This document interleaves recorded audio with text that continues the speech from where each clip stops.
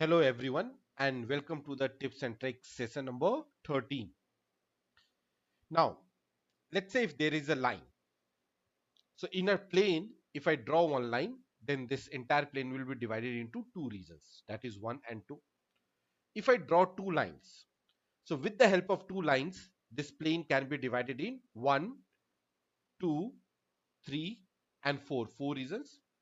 Similarly, if I ask you if the plane is divided by three lines, then what is the maximum number of regions? Let's say this is 1, 2 and 3.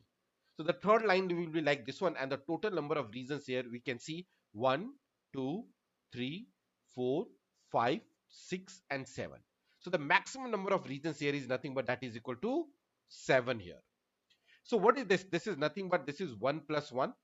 This is 1 plus 1 plus 2, which will be equal to, here the total is 2, and in this case it is nothing but that is coming out to be 4, and this is 1 plus 1 plus 2 plus 3, which will be equal to 7. So if you look at here, this is sum of first n natural number plus 1.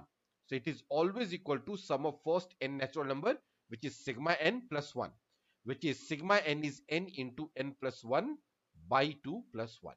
So in general, we can say this: the maximum number of regions or parts into which a plane can be divided by n straight line is always equal to n square plus n plus 2 by 2. This equation, it can be written in this form, or it can be also 1 plus n plus nc2. You can use any of the formula as per your choices here. So that's all for the today's session here. Thank you.